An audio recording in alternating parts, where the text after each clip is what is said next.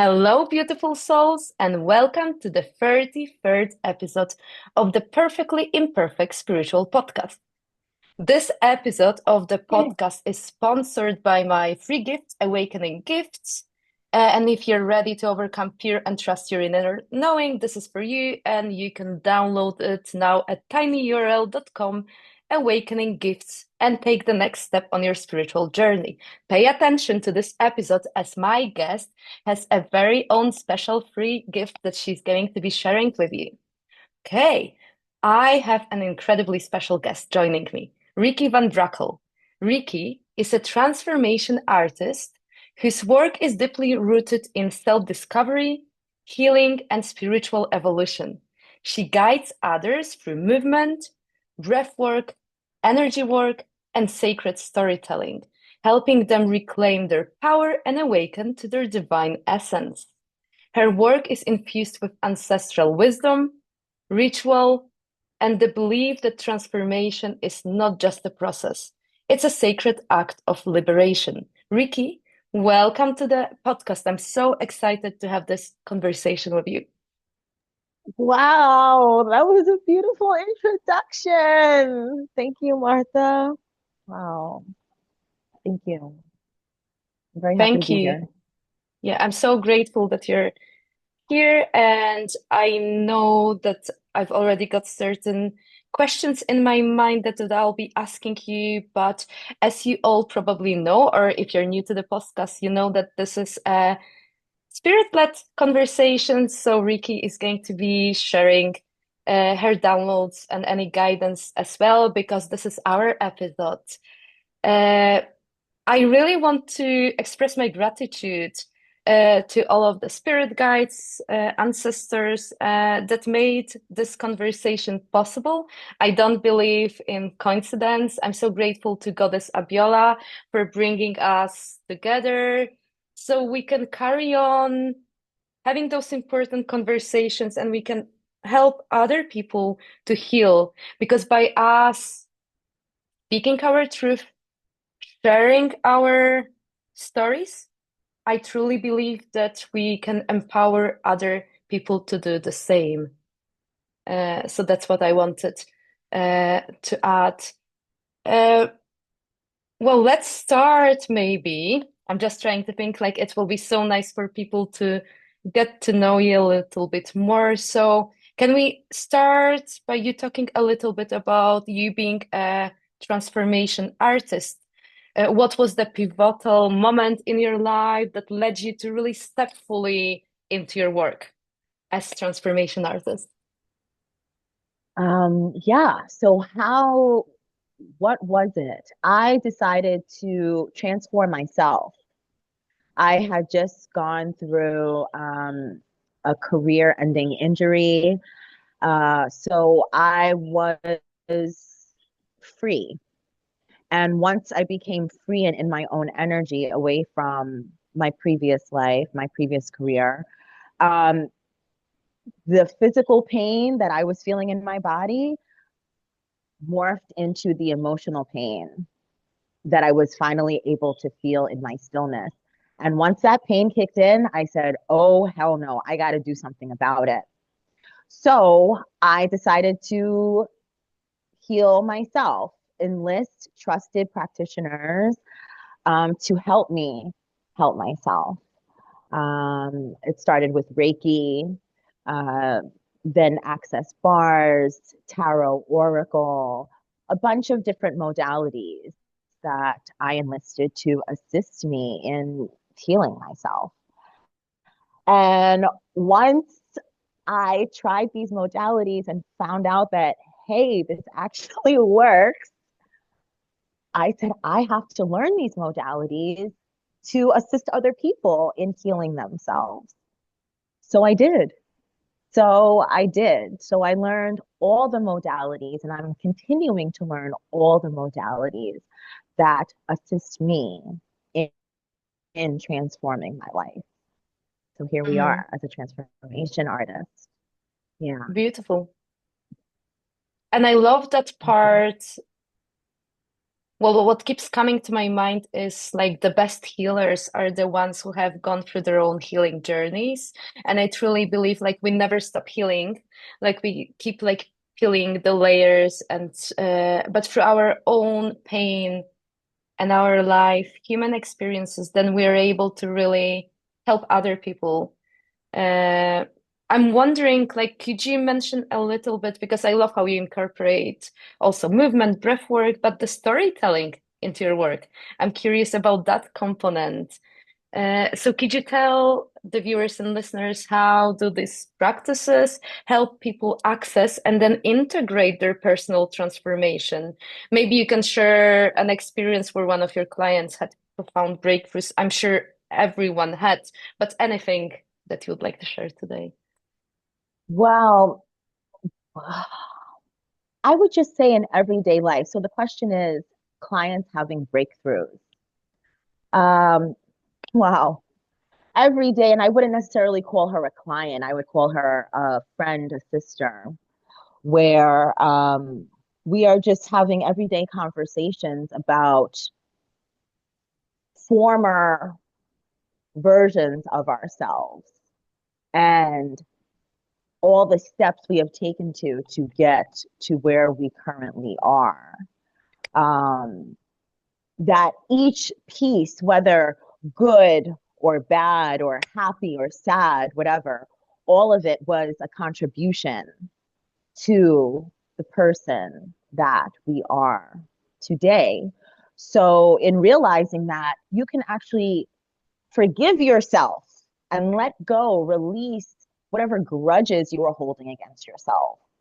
And just realize that, wow, that old me has contributed to the new me standing in my power and transforming. So that's really what it's all about, being able to forgive yourself, and so that that empowers you to move forward, to Mm. keep um, transforming yourself and loving yourself in the process. Yeah. I love it. And forgiveness is such a big component of, I want to say, everyone's journey.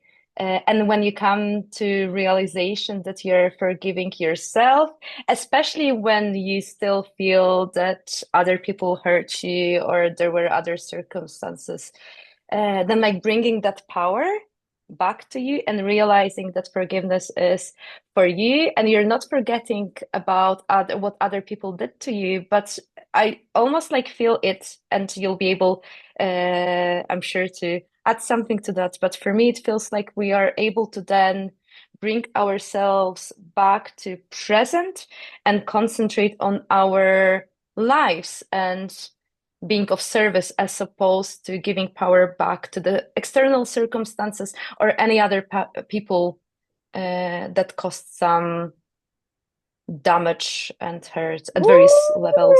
Woo! Yes, yes, yes, yes. In fact, one of the messages I have from Spirit, wow, is exactly that. It's about taking back your power instead of Mm. holding on to it. And you can transmute it. You can transmute this energy of feeling slighted or feeling, not whole. You can do this and heal yourself. Um, if you ask for assistance, Spirit will provide a way for you to practice what you preach, Mm. right? Spirit will do that for you to forgive yourself, right? Like you say, I forgive myself. Do you really? Mhm. So I'm going to put these situations in your path where you can have the option to give yourself grace. So you can actually heal whatever it is that's going on with yourself so you can remain whole. Mhm. Beautiful. I love it. Yeah. Do you think we can talk a little bit about your previous career? Like I Mm, shared before we started recording this podcast, that I bumped today into my school, like primary school, high school aptitude test, where it says that based on my interests and my personality, Marta should work in for like police, navy, or air force. And it just bumped into head that idea. Well, I know that you worked for over 17 years.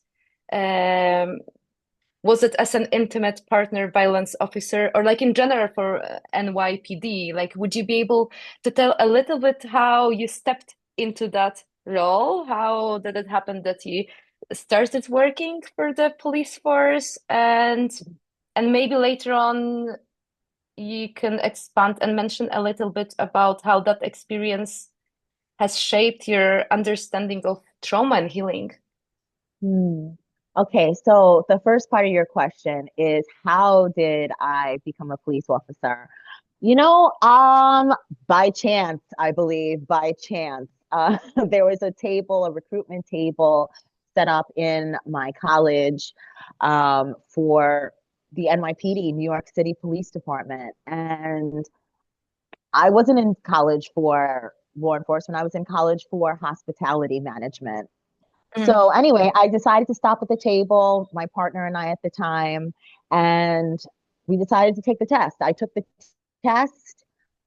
They started sending me letters when I was 19. I hmm passed the test. Then they started sending me letters to my house. And I was working, I was still in school, and I didn't even think about it until one day they sent me a final letter. I was 22 at this time.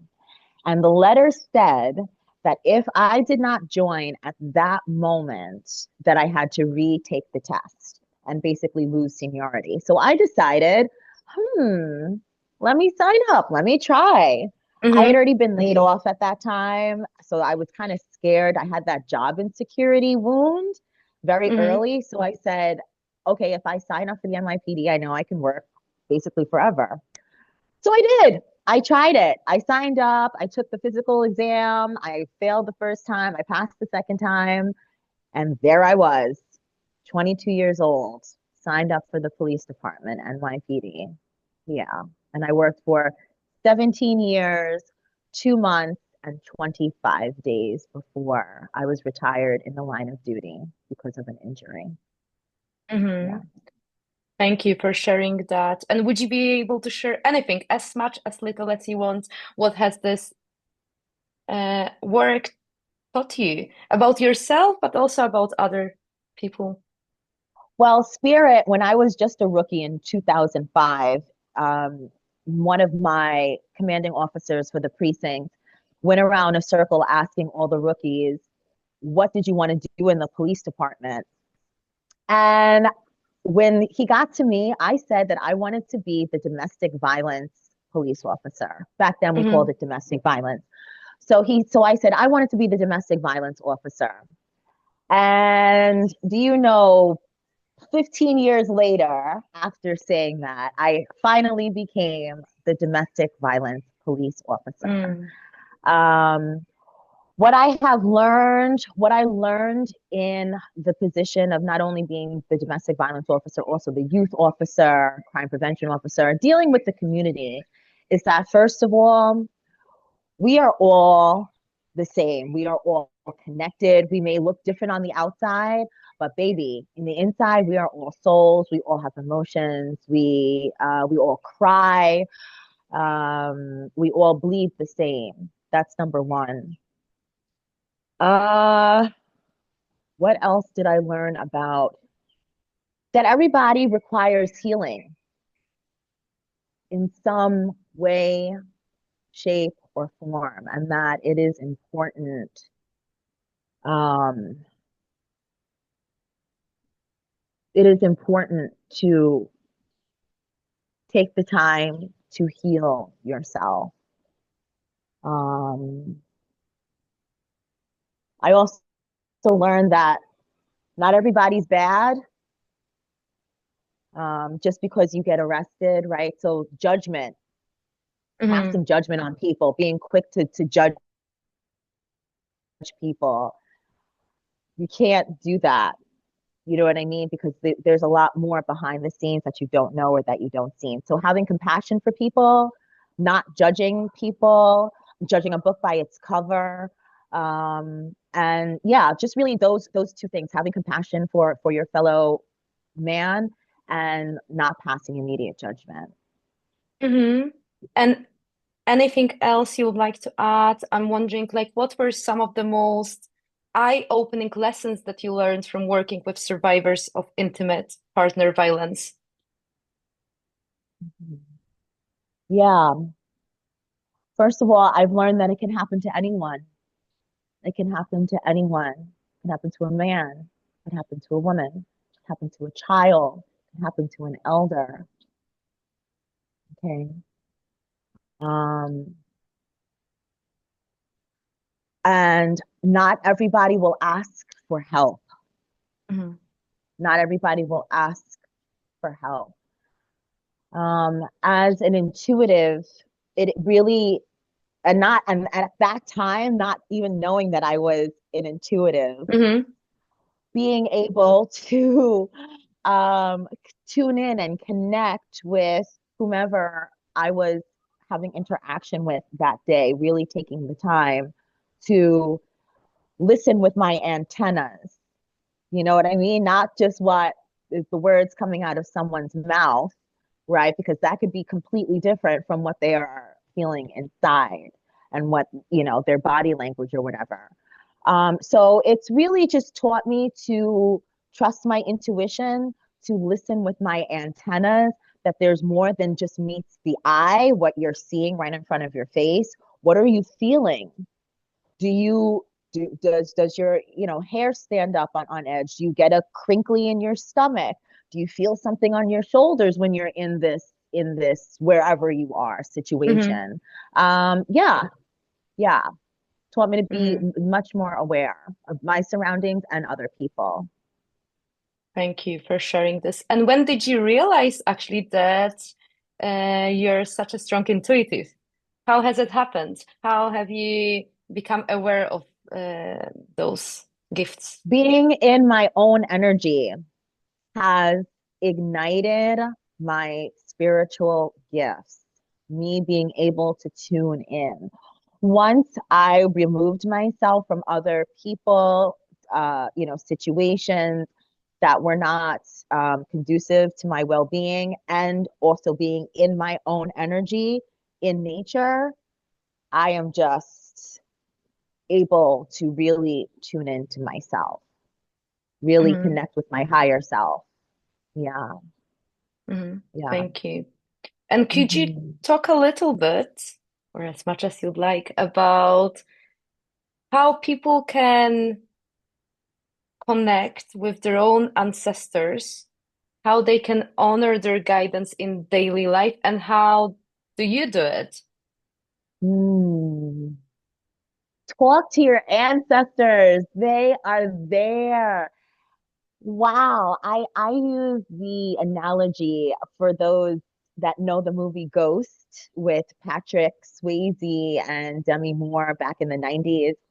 It's like when someone crosses over to the other side, when someone dies, there's a scene where Patrick Swayze, he's murdered in the middle of the street, and his soul, his body's laying in the middle of the street, and his soul is standing outside of his body, looking down at his body like, oh my goddess, that's me, but I'm here. That is how I can best explain that your ancestors are with you. Literally, they may not be with you in the flesh, they are with you in the spirit. Talk to them. Put a glass of water out for them, their favorite drink, a cigar, a plate of food, something like that. Play their favorite song, sing and dance with them. That is what I can say, how you can connect with your ancestors. And like I said, just talking. If you don't have to do all that, you can just talk your intentions out loud to them. And how do I connect with my ancestors? I Mhm. do those exact things. I light incense. I light candles. I talk to them. I put out food. I make coffee. I make a pot of coffee every single morning that I wake up. I make a pot of coffee for my ancestors. I put out the coffee for them. I have glasses of water out. I've got wine and beer. Hmm. I talk to them from the second I open my eyes. What's up, y'all? When I come out into my main space where the altar is, morning, y'all. And it's just on and popping from there. Hmm. It's like a never-ending party. Yeah. Yeah, just to acknowledge that they are there. That is how you connect with them. Just merely the thought is a connection. I love it. And I love that you're sharing it, that like we can continue having a relationship with our loved ones on the other side, despite their form uh, that has changed. And I love Mhm. talking about it because we are then normalizing those conversations. And so, are you able to mention, do you recall the most unique or like maybe funny way that one of your ancestors communicated to you before you started like hearing them clearly and now there's like no doubt? But I feel like many people, when they're at the beginning of their journey in terms of trusting that this connection is real, they need some um, Yeah, so examples of how numbers. it's. Okay, so numbers, right? Numbers all the time I would see. Uh, like beeper for back in the day, those who had beepers, pagers, pager numbers, birthday numbers, songs, right? Hearing a song over and over again. It's like, oh, that reminds me of that person. Yeah, that's them talking to me. Um, what else? Just today, I mean, I know you said before I was really connected, but just today I do Zumba, I dance. And there's this one song. Ah, it's in Spanish, and they say caballito de palo, which is a little horse made of wood. And we do this dance move where we're like we pretend we're dancing on a horse. And my ancestors love that song. They are singing that song and just have me cracking up as I'm doing the dance moves. So my ancestors are funny, very funny. And it's so nice also for people to realize that our ancestors, they remain their personalities, and that because there's no pain and suffering on the other side, there's like full, pure bliss and like happiness. There's like, they actually like to be involved in those uh, happy day-to-day situations that we experience. They want to be part of it as well. 100%. And I don't even know most of these people, right? These ancestors that come to me, they may not even have a face, right? It's just a general sense, a general feeling that they're here. It's a grandmother feeling, or it's a grandfather feeling, or an uncle, or it's just a feeling, right? And it's just so amazing to know that they are with you and they're laughing, they're sharing in your wins, they're rooting you on, even when you don't, you think no one's there, they are, they love you. Wow. Wow, wow, wow. Mm, Wow. I love it. Me too. Mm. Could you tell a little bit about your journey to Costa Rica? Like what brought you to Costa Rica? Why have you Yeah, decided like to move? And then like what have you been creating in this space to hold space for others? And yeah, what's happening in your yeah. space? So how I decided to come to Costa Rica was a retreat. It was a women's retreat, good moms, bad choices retreat.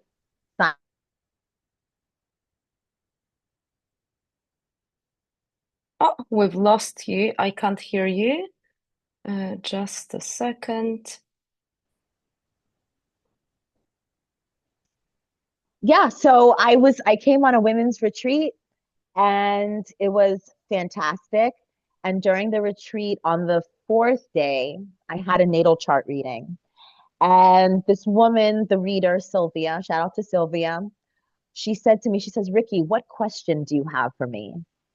And I said to her, Sylvia, is it the right thing if I move to Arizona? And she goes to her laptop, she zooms out and she goes, I don't know what's here, but if you go here, you're going to be stuck. I sat back on the bed. I said, oh, no, are you for real? She says, yeah. I said, well, Sylvia, why do I feel like I should move here? And she said, yeah. She goes, yeah, but don't tell anybody. Only tell people, only tell people that can help you get back here. Mm. So I said, okay. That was February 5th, 2023. I got home to New York February 10th, right? So she tells me, yes, move back here. I said, so you're telling me when my lease is up in April, I'm going to move back here? She said, yeah. I said, okay. That's February 5th. I get home February 10th. The letter from my apartment building is in the mail saying, do you want to renew your lease? I looked at that paperwork and said, no. I then I then found someone to find me a place to come back to here in Playa Negra. He found a whole list of places. I picked the second place on the list, put down my deposit for 3 months, sold and donated everything. And I told my father. I My father was the first person I told. I said, Dad, I'm not moving to Arizona. He goes, oh, okay. Where are you moving? I says, I'm moving to Costa Rica. He goes, what? I says, yeah, I don't know. I just feel like I gotta go. So he said, okay. I says, can you help me move? So he said, yeah. So my dad helped me move here. Then I told my best friend that I was leaving. And then I told my brother, who lives in Arizona, which was why I was going to Arizona in the Mhm. first place to spend time with him. And then my babies, I've got two dogs. My babies and I moved here April 26, 2023, 2 months after that reading. And I've been here ever since. Um, I did not know why I was coming here. And since I've been here, the messages have been very clear. I have established Casa Mariposa, which is my healing sanctuary, my my transformation sanctuary, where people come to reboot, refresh, and restart. Whether we are working together in one-on-one sessions, or if they come here to spend time in their own energy. Um, that's one thing. Also, while I've been here, I've learned all different types of modalities. Reiki, I've been trained, Zumba, trap cardio, so many things that I've learned while breath work. Yeah, so this has been the magic of Costa Rica, refilling my cup and really putting into action what I do for myself for my practice. This is my practice. Yeah. I love it. And what are other ways that people can work with you? If you can share about some of your offerings, and I'm going to include, of course, all the links to your social media. But if we can feel that energy because you're speaking with passion and from the heart space. Yeah, so we've got many offerings that I do here, in person and virtually, right? So if you come here to Casa Mariposa, we can work one-on-one. If not, right? So if you come to Casa Mariposa, we have a Sparkle Journey retreat. Mm. Yeah, which is a 7-day retreat where you get one-on-one attention with me. If not, and you catch me here in streets here. I have so many offerings where I offer Reiki and Acu-Detox, which is ear acupuncture. Mm. Uh, yes, human design, access bars, dancing, EFT tapping. And I also provide most of these services virtually as well. Definitely distance Reiki, human design readings, those type of things. And then, of course, in person, if you come here and stay at Casa Mariposa. Hmm. Thank you. And let's talk a little bit about the guidance that you've Mhm. been getting, so that we can inspire the viewers and listeners. Yeah. Well, I took some notes and I've been getting these messages since last night up until we just recently until we came on. So, like I said earlier, spirit will put you in position to practice what you preach so you can heal your wounds. When you ask for help, spirit will put you in position to do that. I'll give you a very quick example. I have for the past 10 days I have been participating in a releasing people pleasing experiment. Step 1 was to not respond, release the urgency to responding to people's text messages, Hmm. emails immediately. Hmm. That was step 1. And I thought I was mastered that until Spirit sends me another test to test my people pleasing boundary. And that actually happened last night. And what happened was a friend asked to take a group picture. And immediately in my gut, I felt no. Hmm. However, I said yes. So I Hmm. took the picture.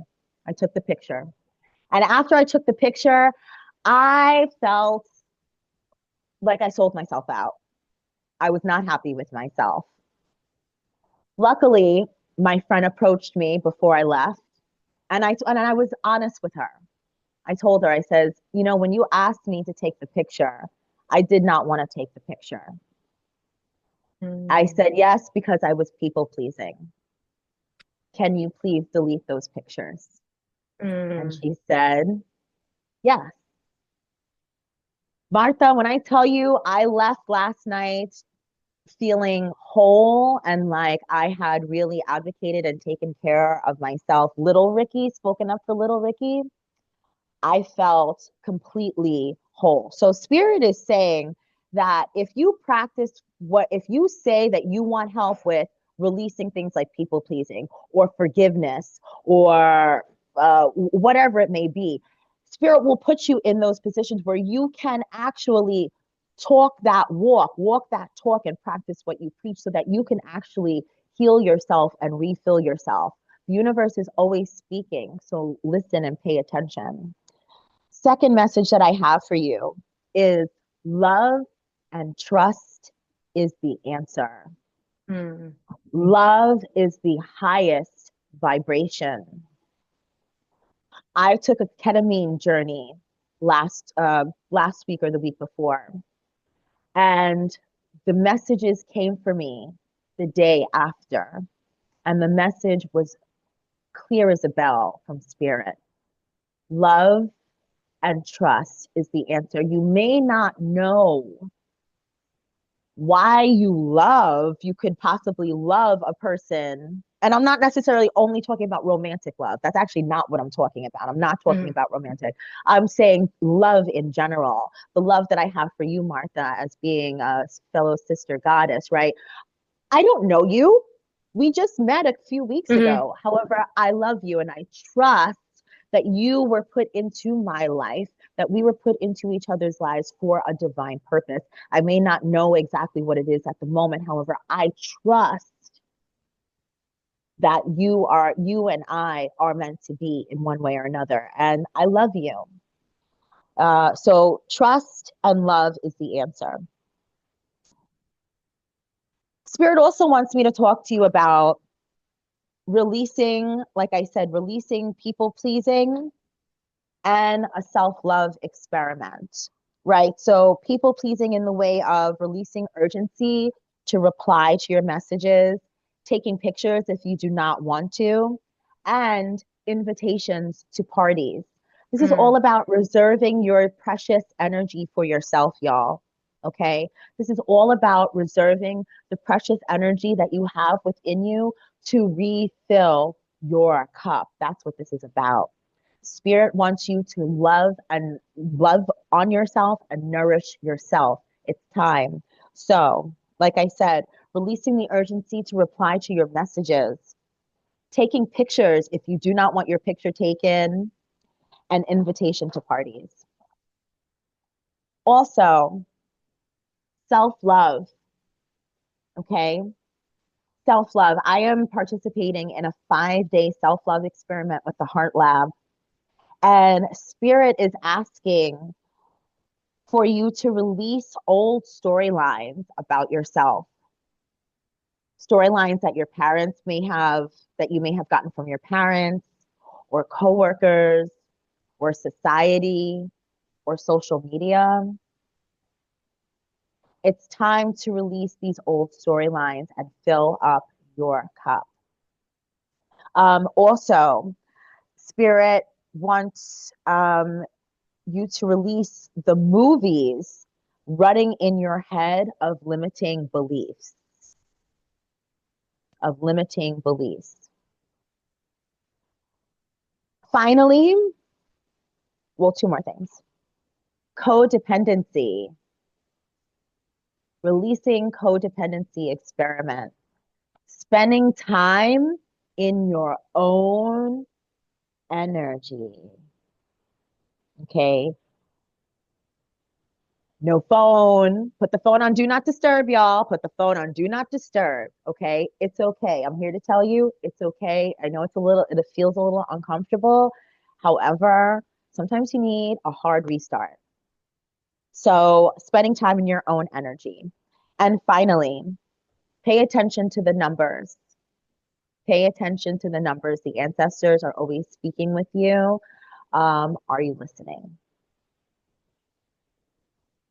beautiful. Thank you so much. And it's not a coincidence, just before we started recording this podcast, I was listening to some music on Spotify because that's how I prepare myself for the podcast.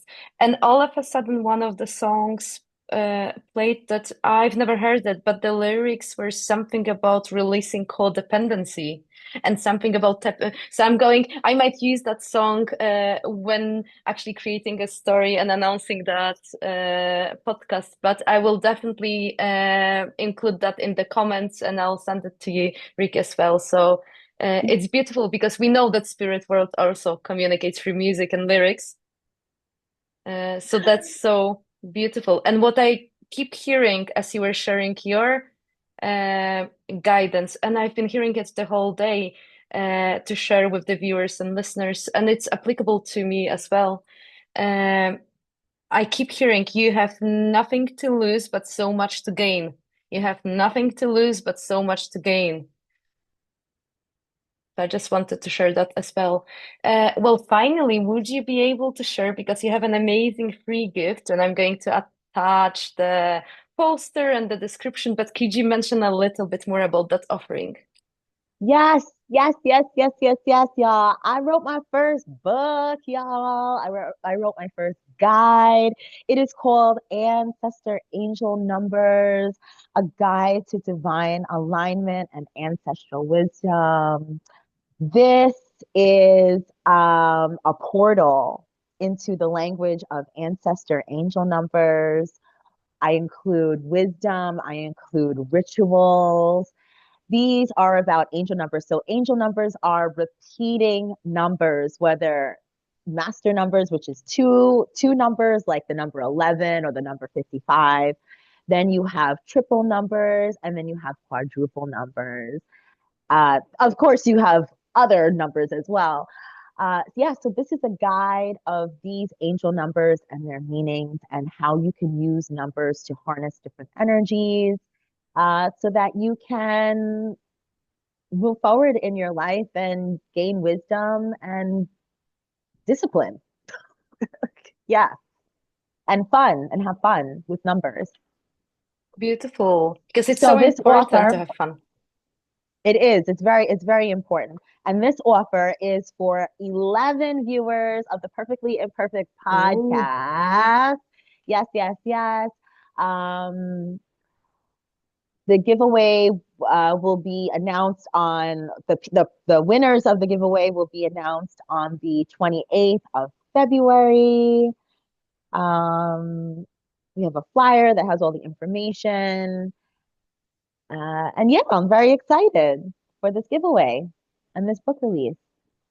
thank you so much, and congratulations on the release of it. Thank And you. I'm sure anyone who is going to have a chance to access it is going to learn so much more and incorporate asking for signs and symbols because I think it's so important. Well, do you have any final messages or anything that you would like to share with the viewers and listeners? Anything? Yes, shine your light bright. You are special. You are important. Um, if you can, get out there and howl at the moon to activate Leo energy. This lion has been with me. Activate that Leo energy. You are a superstar. You are radiant. You are glowing. You are glamorous and fabulous. And we love you. I love you. And thank you. Beautiful. Thank you. Thank you, Rikki, so much for agreeing to come to the podcast and for that beautiful conversation. Yes, I love you. Thank you so much, Martha. Thank you. I love you too. And I want to say thank you to all of the viewers and listeners. Thank you. Goodbye. Bye.